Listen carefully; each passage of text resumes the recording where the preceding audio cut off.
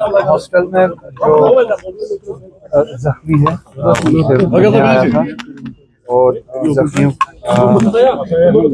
से जो बात करके पता चला ये रिकवर कर रहे हैं, अल्लाह ताला इनको शिफा बख्शे, रिकवर कर रहे हैं और ट्रीटमेंट अच्छे से हो रहा है और डॉक्टर्स ने अच्छे से रिस्पॉन्ड किया है। इनके इंजरीज को जो है ट्रीटमेंट भी अच्छे से किया है। उम्मीद है ये जल्द से जल्द सेहतियाब होंगे।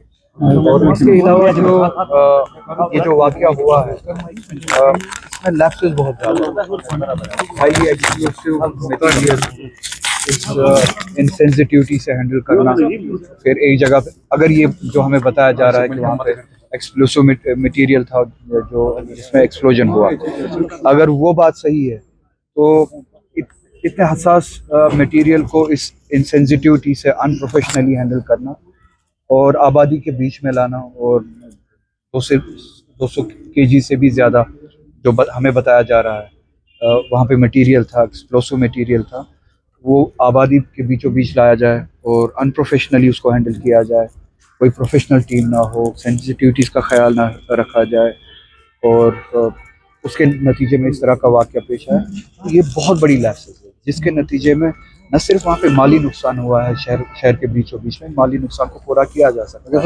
मगर जो जानी नुकसान हुआ है उस जानी नुकसान को पूरा नहीं किया जा सकता। आपने देखा होगा कि कल कितने लोग इस हादसे का शिकार हुए। इसका असर न सिर्फ उनकी जान गई है बल्कि उन खानवादों पे, उन फैमिलीज़ पे भी उम्र भर रहेगा। तो जितने भी लैप्सेस है इसमें, अगर ये कहा जाता है कि यहाँ पे ये एक्सीडेंटल ये केस है, वो लैप्सेस जिस वजह से ये हादसा पेश हुआ, तो अकाउंटेबिलिटी फिक्स होनी चाहिए। इन्होंने इतनी अनप्रोफेशनली, इनसेंसिटिविटी के साथ इस मामले को हैंडल किया है, कौन कौन इन्वॉल्व थे, किन की जिम्मेदारी थी जिन्होंने अपनी जिम्मेदारी नहीं निभाई है। तो एक प्रॉपर रिपोर्ट, इन्वेस्टिगेशन और उसके बाद जो इन लैप्सेस में जो कसूरवार हो उनको अकाउंटेबल बनाना चाहिए। अगर सर उसमें दो ऐसे बंदे हैं जिनकी मौत वाक़ा हुई है, एक तो टेलर है, दूसरा यहाँ पर चौकीदार नटीपोरा का है, एक मोहम्मद शबी पारी और दूसरा साहिल है, साहिल रात है।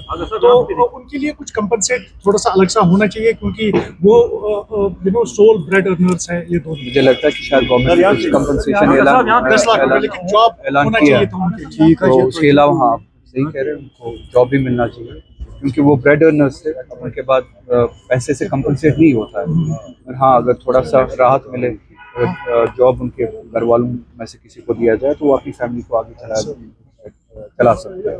मैं भी देखता हूँ अगर एमपी लैड्स में इसके लिए प्रोविज़न हुआ, जहाँ तक मेरी इल्मियत है प्रोविज़न नहीं है, अगर प्रोविज़न हुआ मैं कोशिश करूँगा कि एमपी लैड्स में से इंजर्ड के लिए भी इस दुनिया से निकल चुके हैं, इस हादसे का शिकार हुए हैं, उनके रिलीफ के लिए एमपी लैड्स में से कुछ दिया जाए। उससे ज़्यादा मैं यही बात करूँगा, उनके लिए कंपनसेशन यही होगा, या तो ये बात साबित की जाए कि ये अगर ये कहते हैं कि ये एक एक्सीडेंट था, ये पहले ये साबित करे कि ये एक्सीडेंट था, एक्सीडेंट के अलावा कुछ नहीं था। अगर ये एक्सीडेंट था तो ये कहते हैं, तो इन घर वालों के साथ सबसे बड़ा इंसाफ वही होगा जो लैप्सेस इसमें हुए हैं और जिनकी वजह से, जिनकी नाअहली से या गैर जिम्मेदारी से वो लैप्सेस हुए हैं, उनको अकाउंटेबल बनाया जाए और आगे इस तरह का वाक़या पेश ना हो, वो उसके लिए इक़दाम उठाए जाए। बीजेपी कह रही है कि जो जेएनके की पॉलिटिकल पार्टीज है वो उसको पॉलिटिक्स कर रही है नौगाम अटैक। मैं तो अभी भी कह रहा हूँ कि ये खुद बताए कि क्या ये अटैक है या एक्सीडेंट है। पहले जम्मू कश्मीर में किसी ने जो है रश में कोई स्टेटमेंट नहीं दिया, ना आम लोगों ने, ना पॉलिटिशियंस ने। हर कोई ये कहता है कि इसको इन्वेस्टिगेट किया जाए और हमें हक़ाइक़ जो है बताया जाए। अगर ये मिलिटेंट अटैक था या टेररिस्ट वाक़या था, हमें वो बताया जाए। अगर ये टेररिस्ट वाक़या नहीं था तो ये इतने बड़े लैप्सेस, इस हद तक लैप्सेस क्यों हुए। अब सियासत अगर करनी होती तो मैं अपने स्टेटमेंट में ये बताता कि वो गवर्नमेंट ज़िम्मेदार है, ये गवर्नमेंट ज़िम्मेदार है, क्योंकि अभी भी आपको पता है कि security, police, law and order या इस तरह के मामला जो है वो अभी भी एलजी के हाथ में। तो ये लैप्सेस जो है इसकी अकाउंटेबिलिटी उन्हीं तक चली जाती है। तो सियासत इस तरह के वाक़ात पे बीजेपी करती है, हम नहीं करते क्योंकि हम इन वाक़ात के शिकार होते हैं। दिल्ली में आपने देखा हादसा हुआ, सियासत हुई उस पर, कश्मीर के लोगों को टारगेट बनाया गया, अभी भी बनाया जा रहा है, उसको कहते हैं सियासत।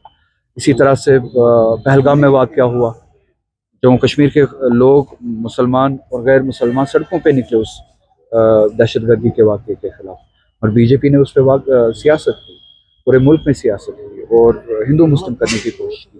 तो हम जो है हम इस जैसे वाक़ात पे सियासत साहब, दिल्ली ब्लास्ट के बाद डॉक्टर्स इसमें इन्वॉल्व पाए गए, डीएनए टेस्ट मैच हुआ है और कई डॉक्टर्स ऐसे हैं जिन्होंने एमबीबीएस पाकिस्तान में किया और उनको जो है यहाँ पे क्लियरेंस नहीं मिल रही सर, और आज जो है लगातार इन्वेस्टिगेशन, इसीलिए ये इन्वेस्टिगेशन बहुत ज़रूरी है ताकि बेगुनाहों पे शक की नज़र ना पड़े या शक की नज़र से ना देखा जाए।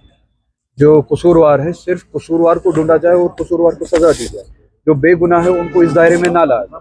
इसीलिए हम चाहते हैं कि इन्वेस्टिगेशन खत्म होने से पहले किसी भी कंक्लूजन पे कोई भी ना पहुंचे, एक प्रॉपर इन्वेस्टिगेशन हो, फैक्ट्स को सामने रखा जाए, फैक्ट्स की बुनियाद पे एक नतीजे पे पहुंचा जाए, बेगुनाहों को सजा ना दी जाए। अगर किसी की इन्वॉल्वमेंट है उस हादसे में, उनको सजा दी जाए, पूरी आवाम उसके जस्टिस के साथ है, सजा दी जाए, मगर बेगुनाहों को इस वाक़े के जद में ना लाया जाए।